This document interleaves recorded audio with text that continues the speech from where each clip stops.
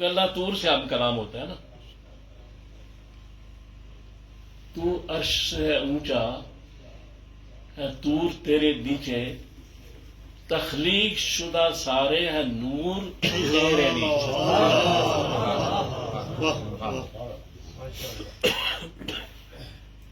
تخلیق شدہ سارے ہیں نور کوئی جھگڑا رہ گیا؟ بتائیے، کوئی جھگڑا نہیں نا. کون سا مسلمان ہے جس بات کو نہیں مانے گا جو میں کہہ رہا ہوں؟ نہیں مانے گا تو مسلمان نہیں ہے. تخلیق شدہ سارے، تخلیق شدہ، اللہ کا نور تو خالق ہے. تخلیق شدہ سارے ہے نور تیرے نیچے. میں چاند کہوں کیسے، میں کیسے کہوں تارا، یہ چاند تارے سارے حضور تیرے نیچے. یہ چاند تارے سارے حضور. انکار ہے کسی کو؟ اقرا کی منزلوں پہ خالق نے ہے بٹھایا.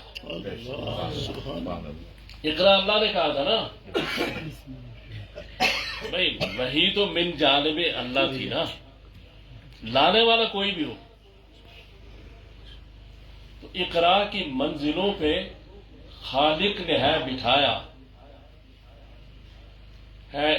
علم تیرے تابع، شعور تیرے نیچے.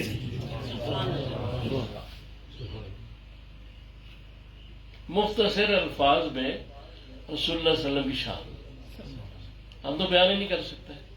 ہمیں کیا پتا ہے کنز مخفی کو کون بیان کرے گا؟ اللہ ہی بیان کرتا ہے، قرآن میں بیان کیا گیا. کیا آپ دیکھیں ترتیب رسولی جو قرآن کی ہے، اس میں سورہ نساء کی آیت نمبر 65، اس میں اللہ تبارک تعالی ایک قسم کھا رہے ہیں جو ترتیب رسولی کے حساب سے پہلی قسم ہے قرآن کی، اور سورہ عصر آخری قسم ہے قرآن میں جو کھائی گئی. تو وہ کیا ہے؟ وہ قسم یہ ہے کہ حضور صلی اللہ فرما رہے ہیں تیرے رب کی قسم.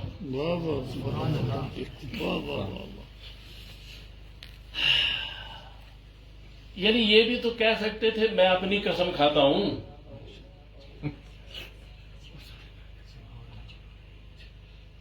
لیکن محبوب کو لانا ضروری تھا نا.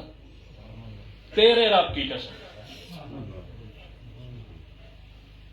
کیا ہے ذرا؟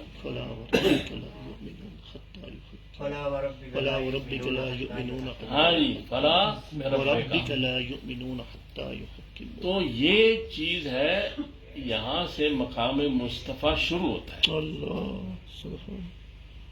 اور پھر آگے بے شمار جگہ سورہ ہجر غالباً نعمروں کا لا امروں کا. ہاں جی، یہ سورہ ہجر ہے. میرا غالباً میرا خیال ہے سورہ ہجر ہے، بہرحال نہ بھی ہو تو چیک کر لیجیے. تو اس میں اللہ تعالیٰ کہتے ہیں تیری عمر کی قسم، حضور صلی اللہ علیہ وسلم. تو اس لیے بعد از خدا بزرگ تو ہی قصہ مختصر. اچھا، بہرحال میں آپ سے یہاں جو آتا ہوں اپنی دل کی باتیں کر رہا ہوں، کیونکہ میں کہتا ہوں کہ مسوڑ میرا پنڈ ہے، مسوڑ میرا گاؤں ہے، عباسی میرے بھائی ہیں. تو آپ کی محبت مجھے کھینچ لاتی ہے. تو یہ چیز ہے کہ میں کوئی اپنی علمیت یا اس کا نہیں، میں صرف ایک کام جو سمجھتا ہوں وہ کر رہا ہوں. 5% اس میں کامیاب ہوا یا 10، یہ الگ مسئلہ ہے. وہ کام یہ ہے کہ سورہ فاتحہ میں جب دعا مانگی گئی تو کہا گیا کہ ہمیں انعمت علیہم جو ہے ان کے راستے پہ چلا.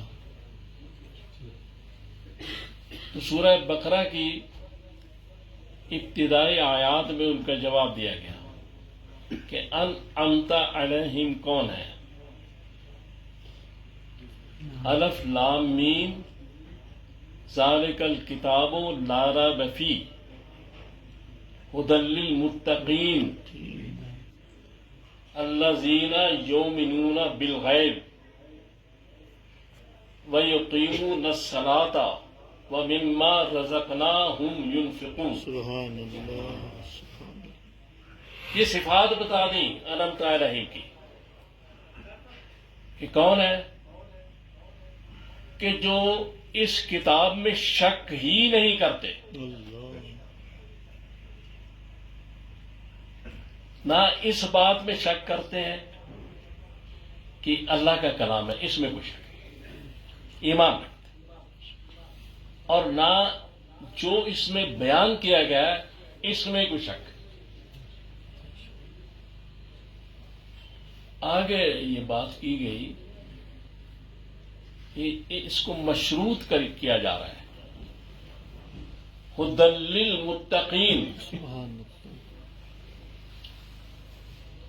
کہ ہدایت صرف اس کو ملے گی جو تقوی والا ہوگا، پرہیزگار ہوگا. اتق المحارم تکن عبد الناس.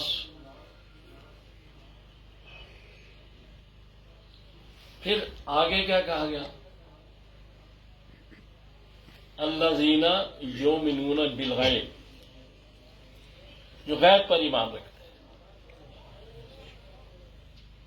یعنی جو بھی کہا جائے گا اس کو مان لیں گے، چاہے نظر آئے یا نہ آئے. وَيُقِيمُونَ الصَّلَاةَ، اور یہ نماز جو ہے نا باقاعدگی سے پڑھتے ہیں. اقیم الصلاۃ پہ قائم ہے، یعنی کبھی پڑھ لی کبھی نہ پڑھی، کبھی 3 کبھی 5 نہیں، انعمت علیہم باقاعدگی سے نماز پڑھتے ہیں. وَمِمَّا رَزَقْنَاهُمْ يُنْفِقُونَ، اللہ سبحان اللہ. اور اس رزق میں سے اللہ تعالیٰ فرماتے ہیں جو ہم نے دیا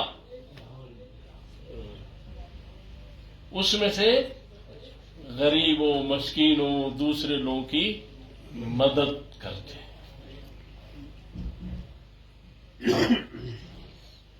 اب یہاں یہ سمجھنے والی بات ہے کہ محنت تو انسان کرتا ہے، بھاگ دوڑ، دکان پہ نوکری، سارے کام،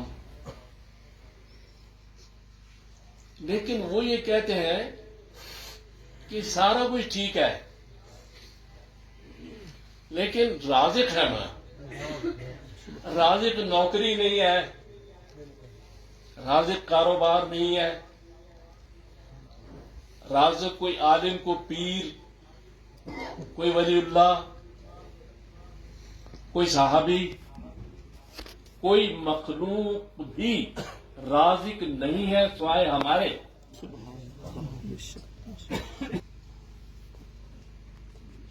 اب یہ بات بتائی جا رہی ہے کہ کما تم رہے ہو، رزق تمہارا ہی ہے، تم نے کمایا ہے، لیکن دیا تو ہم نے.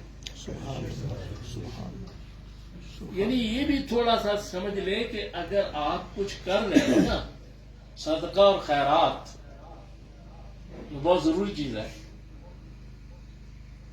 تو اپنے مال میں سے نہیں کر رہے، واہ واہ واہ واہ واہ. ظلم نہ پیدا ہو. اللہ مالک تیرا دیا ہوا تھا، تو نے مجھے توفیق دی، میں سے کر. اللہ سبحان انعمت علیہم، سبحان. لوگ کون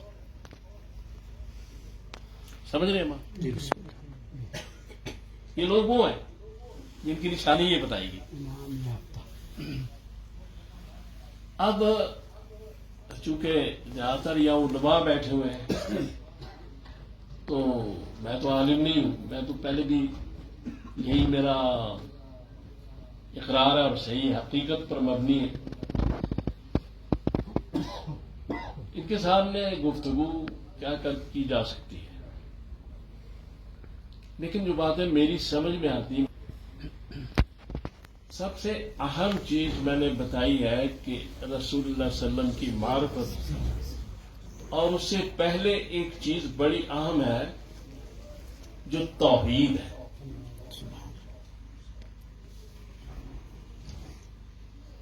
قرآن پاک میں میرے اندازے کے مطابق 80% توحید، اللہ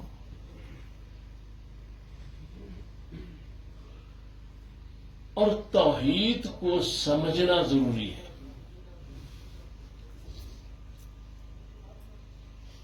چونکہ اگر توحید نہیں ہوگی تو کوئی عبادت بھی عبادت نہیں ہوگی. یہ بات قرآن کہہ رہا ہے، یہ بات اللہ فرما رہا ہے، یہ بات رسول فرما رہے ہیں، یہ بات صحابہ فرما رہے ہیں، یہ بات اولیاء کرام اپنی کتابوں میں لکھ رہے ہیں. بنیاد الطالبین محبوب سبحانی عبد القادر جیلانی کہتے ہیں صفحہ نمبر 7 کہ اللہ کے سوا کسی کے سامنے مت جھکو.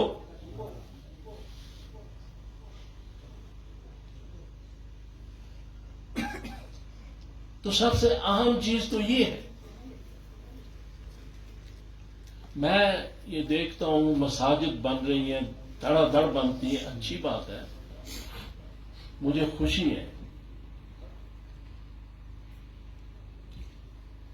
اور گدیاں بن رہی ہیں، پیر بن رہے ہیں، اچھی بات ہے، خوشی کی بات ہے. جب کسی سڑک پر جاتا ہوں، مہینے 2 مہینے بعد ایک نئی قبر سڑک کے کنارے ہوتی. زیادہ تر قبریں سڑکوں کے کنارے، یعنی بزرگ لوگ سڑک کے پاس آ کے ہی فوت ہوتے. ٹرک گزرتے ہیں، چندہ پھینک دیتے ہیں. سڑک ضروری ہے نا، مجھے اس پہ اعتراض نہیں، مجھے اس پہ بھی اعتراض نہیں کہ مسجدیں کیوں بن رہی. میں کون اعتراض کروں؟ میں صرف کہتا ہوں کہ 1500 سال گزر چکا ہے، رسول اللہ صلی اللہ علیہ وآلہ وسلم غالباً 1445 اسی طرح. تو اگر ہم علماء کی اکثریت دیکھیں، علماء سو علماء حق تو ہر دور میں رہے، اس سے انکار تو نہیں ہو سکتا، ہو سکتا ہے. تو اگر علماء کی اکثریت، چونکہ مسجد دار الہدایت، آستانے دار الہدایت ہے، اگر پیران کرام اور پیران حضرات اور علماء حضرات کی اکثریت توحید سمجھانے میں ناکام ہو چکی ہے، جو نظر آ رہا ہے بظاہر، اس کا مقصد ہے ہم نے کوئی کام ہی نہیں کیا. اس میں بھی شامل ہوں. جو کام ہم نے کرنا تھا، وما خلقت الجن والانس الا لیعبدون، ہمارا مقصد تخلیق کی عبادت ہے.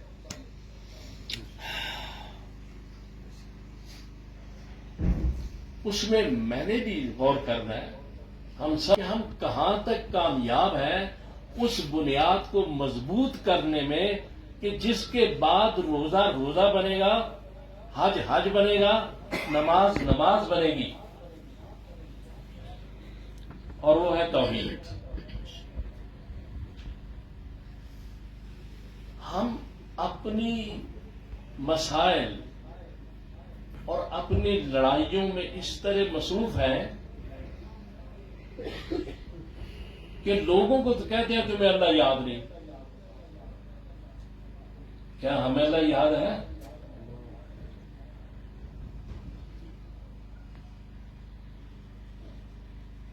میں کسی کے خلاف بات نہیں کر رہا، میں اپنے خلاف بات کر رہا ہوں،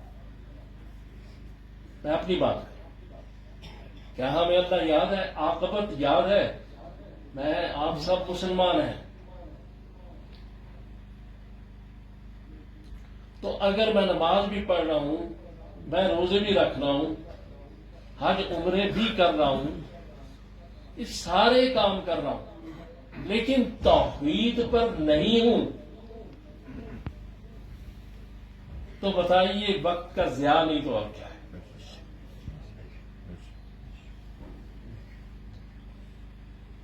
قرآن نے کہا نا یہ بڑی غلط سمت کی طرف اپنا زور لگا رہے ہیں، اور یہ جو بڑی محنت کر رہے ہیں یہ سمجھتے ہیں بڑا کام کر رہے ہیں، کام نہیں ہے۔ تو توحید کو سمجھنا اور سمجھانا ایک عام آدمی سے لے کے عالم تک بہت ضروری ہے، اس لیے اس کے بغیر کام نہیں ہے، یہ بنیاد ہے۔ یہ نہ کسی اہل حدیث کا مسئلہ ہے، نہ کسی دیوبندی نہ بریلوی کا، یہ مسئلہ اسلام کا ہے، یہ کسی فرقے کی بات نہیں ہے۔ میں اس لیے آپ سے گزارش کر رہا ہوں کہ مجھے ایسے فون آتے ہیں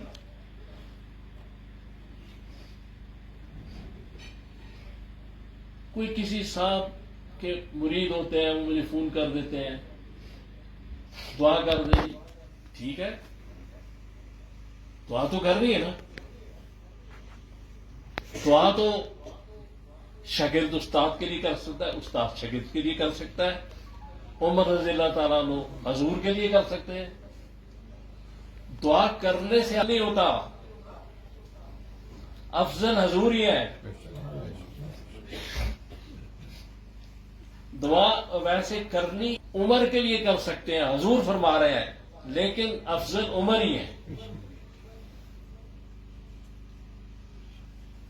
دعا کرنے سے فضیلت نہیں بڑھ جاتی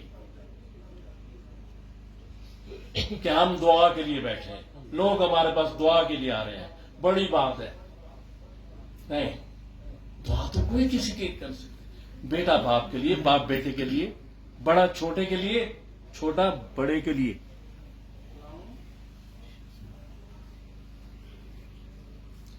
تو دعا کے لیے جب فون آتے ہیں تو میں کہتا ہوں جی ٹھیک ہے، دعا کر دی، تو اس میں بعض مجھے ایسی باتیں کہی جاتی ہیں کہ جی بس دعا کر دی،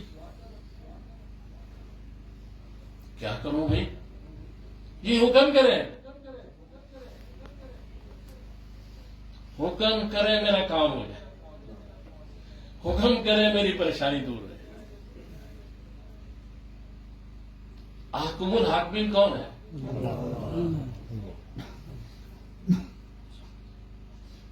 تو 40 سال 50 سال کے مرید دوسرے لوگوں کے، ان کو علم نہیں کہ حکم کون کر سکتا ہے۔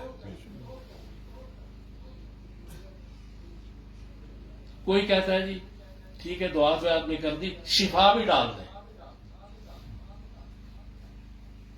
میں ایسے تجربات سے گزرتا ہوں، اس لیے گزارش کر رہا ہوں کہ جب شفا اللہ دیتا ہے، میرا اسباب کے ہم قائل ہیں، وسیلوں کے ہم قائل ہیں، دعا بھی وسیلہ ہے، کوئی نیک آدمی بھی وسیلہ ہے، یہ نماز بھی وسیلہ ہے اللہ تک پہنچنے کے لیے۔ اللہ کو انسان تک پہنچنے کے لیے کسی وسیلے کی ضرورت نہیں ہے، لیکن اس تک پہنچنے کے لیے قرآن بھی وسیلہ ہے۔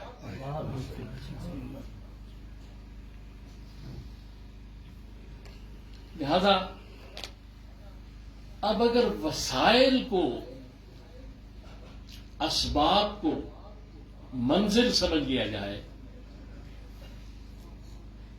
تو پھر بات کیا رہ جاتی؟ نہیں، میں اب گاڑی سے آیا ہوں اسلام آباد سے گاڑی پر، تو گاڑی تو ایک سبب ہے نا، منزل تو میری مسوڑ تھی، منزل تو یہ مقام تھا، تو میں گاڑی میں بیٹھ کے اندر منزل پہنچ گیا. تو اچھے لوگوں کے پاس جا کے بیٹھنا، ان کی صحبت اختیار کرنا، ان کی باتیں سننا، اللہ رسول کا ذکر، صرف اللہ رسول کا ذکر اچھی بات ہے، لیکن وہ لوگ منزل نہیں ہیں، وہ اسباب ہیں، وہ اللہ اور رسول کی معرفت سمجھانے کے اسباب ہیں، ذرائع ہیں، وسائل ہیں، منزل نہیں ہے، اسٹیشنز ہیں.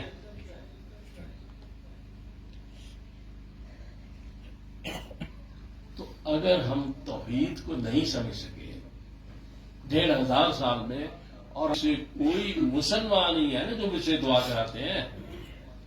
کہیں آپ کو کہتے ہیں جی پہلا پیر کام نہیں آیا، دوسرا صحیح، دوسرا کام نہیں آیا تو تیجا صحیح. چلے ٹھیک ہے، میں ان باتوں میں جاتا ہی، میں کہتا ہوں سب ٹھیک ہے، کسی پہ میرا اعتراض نہیں. مساجد بنائیں، ضرور بنائیں، بننی چاہیے. میں نے کہا میں نہیں چاہتا کہ نہ بنے، اس کے خلاف نہیں ہوں، چونکہ وہ کفر میں بات آئے. دوسرا، بیٹھ گئے لوگوں کو ہدایت دیں، آستانے بنائیں، خانقاہیں بنائیں، نیازیں بھی لے لیں، چندے بھی وصول کر دیں، ٹھیک ہے، لیکن اللہ کے واسطے اللہ کو راستہ تو بتا دیں.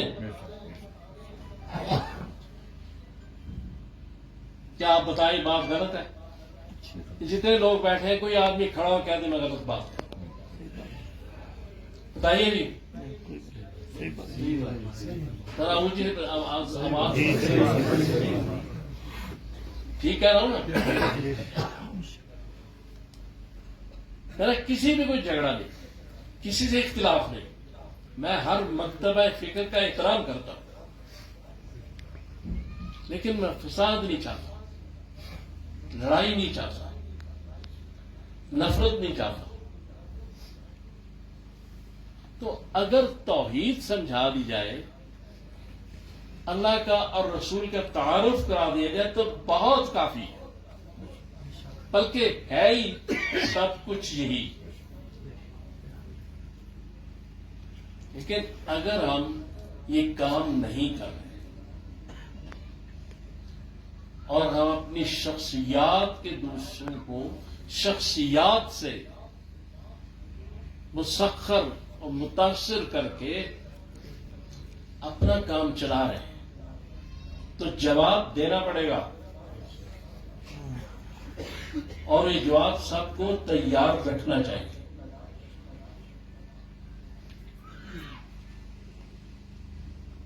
اسلام کی خاطر ہم مسجد بناتے ہیں، اسلام کی خاطر خانقاہ بناتے ہیں،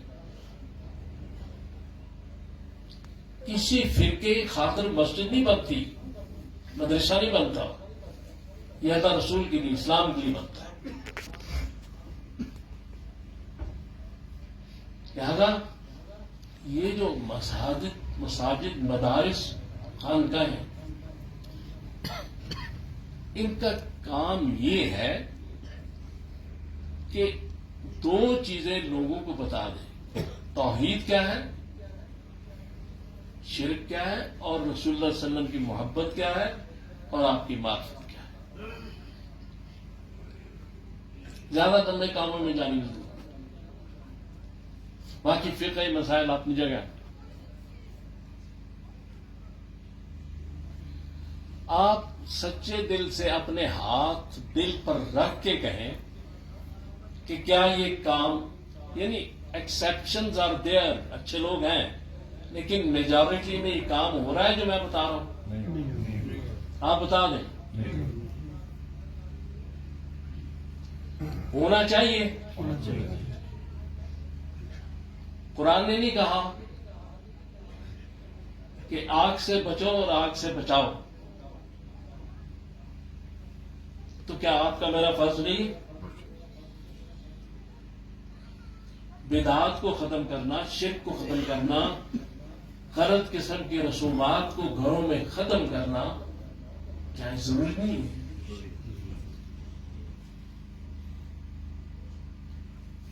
تو اگر اس بات کو اس طرح سمجھ لیا جائے کہ جو نبی ہوتے ہیں، جو انبیاء ہوتے ہیں،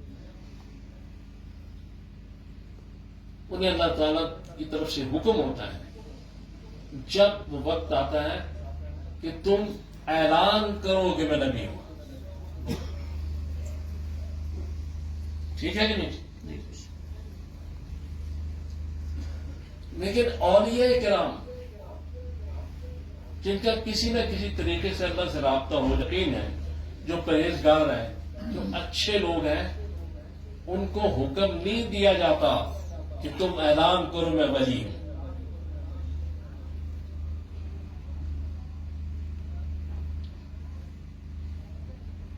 نبی کو کہا جاتا ہے کہ اعلان کر دو، ولی کو کہا جاتا ہے خاموش رہو.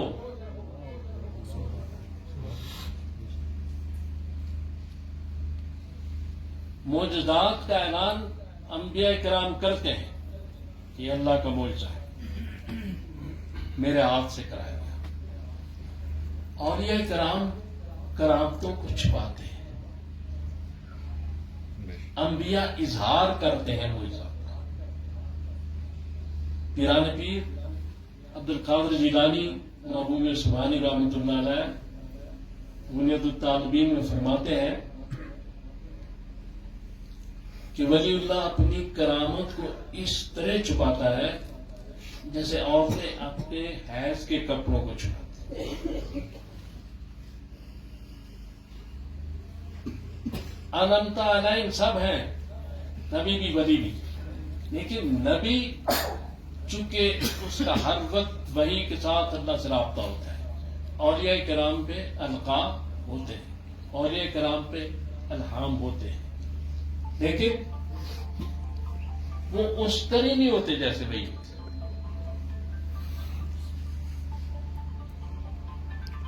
وہ یقینی ہوتی ہے وہی.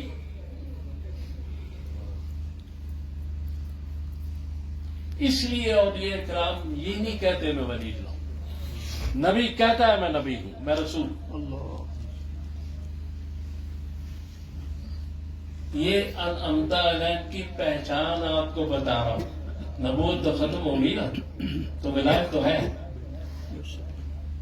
تو جو کہ میں ولی ہوں سمجھ لیں وہ ولی نہیں ہے.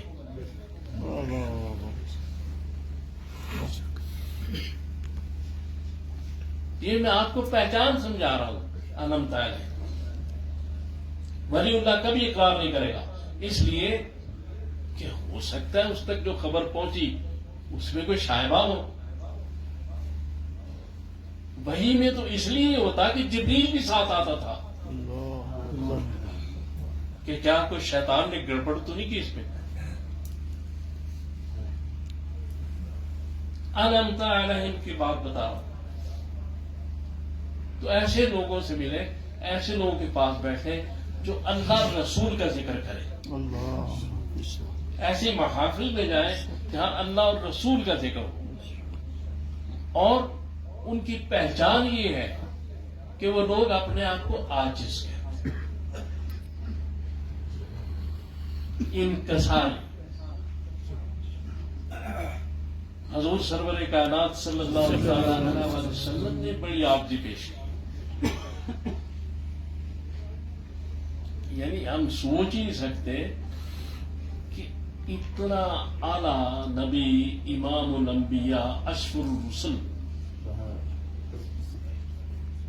اور اللہ سے وہاں جا کے انتہائی بلندیوں میں ملاقات کرنے والا وہ نبی اپنے اونٹ کو خود چارہ ڈال رہا ہے.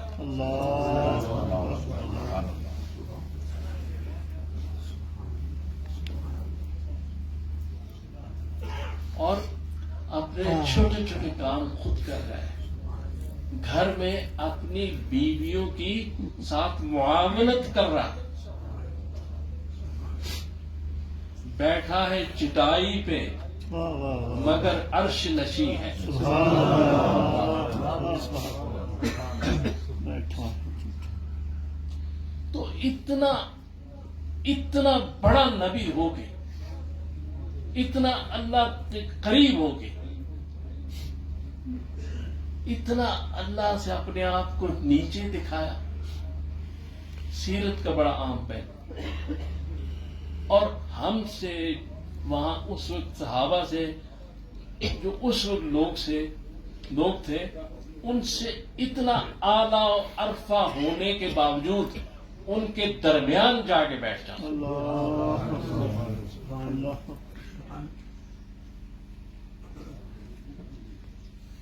لہذا میری دستبستہ گزارش یہ ہے کہ توحید اور حضور کی معرفت اور محبت پہ کام کرنا چاہیے. نہ میں کسی کو کوئی ڈکٹیشن دے رہا ہوں، نہ کوئی میں عالم ہوں. جو میری بات سمجھ میں آئی وہ میں آپ کے سامنے گزارش کر رہا ہوں کہ جب تک یہ چیزیں دور نہیں ہوں گی، قرآن اور حدیث اٹھا کے آپ کو پتہ چل جائے گا کوئی عبادت نہیں ہوگی. اگر کوئی شخص رکھے گا تو کون سی عبادت بات؟ اگر کوئی شخص شرک کرے گا تو کون سی عبادت کہلائے گی؟ تو دو ہستیوں کو سمجھنا ضروری ہے نا. باقی بھی سب کو سمجھے، میں تو نہیں کہتا، لیکن کم از کم یہ دو. اس کی وجہ یہ ہے کہ ہم آج اس فتنے کے دور میں ہیں کہ جہاں ہم یہاں بات سن کے جب نکلیں گے تو یہ ساری باتیں ہمارے ذہن سے نکل جائیں گی. حضور صلی اللہ علیہ وسلم کے دور میں کئی صحابہ کہتے تھے کہ آپ کے پاس آتے ہیں تو ہماری کیفیت اور ہوتی ہے، اب جب چلے جاتے ہیں کیفیت اور ہوتی ہے. شیطان لگا ہوا ہے صاحب. لیکن موٹی بات ضرور یاد رکھیں کہ شرک، اس سے بچیں. اور شرک کی ڈیفینیشن کیا ہے، شرک کی تعریف کیا ہے، وہ تعریف قرآن بتائے گا، وہ تعریف احادیث بتائیں گی، وہ تعریف صحابہ کا عمل بتائے گا، رسول اللہ صلی اللہ علیہ وآلہ وسلم کا عمل بتائے گا. توحید کیا ہے وہ میں یا کوئی اور نہیں بتاؤں گا. ہم اپنی تعویلات توجیحات سے اس توحید اور شرک کی تشریح نہیں کر سکتے. قرآن حدیث کرے گی، صحابہ کریں گے، ان کا عمل کرے گا. کہ ایک صحابی نے رسول سے کہا کہ یا رسول اللہ میرا دل کرتا ہے میں آپ کو سجدہ کروں. ایسی ہستی تو دل تو کرتا تھا سب کہیں. جب اتنا اونچا جو خصائص بشری رکھنے کے باوجود بشریت کی معراج پر، سبحان اللہ سبحان اللہ. تو دل تو کرتا ہوگا. تو حضور نے کیا فرمایا آپ سب جانتے ہیں کہ اگر یہ میری شریعت میں جائز ہوتا تو میں بیوی کو حکم دیتا اپنے خامند کو سجدہ کرنے. یوسف علیہ السلام کی شریعت میں جائز تھا، سجدہ ہوا. آدم علیہ السلام کو اللہ کے حکم سے ہوا. یہ دین صرف اتنا ہے کہ وہ جب کہیں تو کر لو، جب منع کر دیں تو نہ کرو. اللہ دین اپنی مرضی سے نہیں چلتا، دین اللہ رسول کی مرضی سے چلتا. دین کو ہم اپنا تابع بنانے کی کوشش کر رہے ہیں. ہمیں دین کے تابع بننا ہے. خود بدلتے نہیں، قرآن کو بدل دیتے ہیں. میری گزارشات ہے دست بستہ آپ کی خدمت میں کہ توحید کو سمجھیں، رسول اللہ صلی اللہ علیہ وسلم کے مقام کو سمجھیں. یہ دو چیزیں اگر سمجھ میں آ گئی تو انشاءاللہ جنتی ہو جائے، بیڑا پار ہو جائے. اور ان کو بڑا ضروری ہے کہ سمجھا جائے اور سمجھایا بھی جائے. تو آخر میں صرف یہ کہنا چاہتا ہوں کہ اگر میری کوئی بات کسی شخص کو اچھی نہیں لگی، اس کی دل آزاری ہوئی ہے، تو میں اس کی معافی چاہتا ہوں. لیکن میں نے قرآن حدیث کے مطابق جو میری سمجھ اور عقل تھی ساری باتیں بیان کی.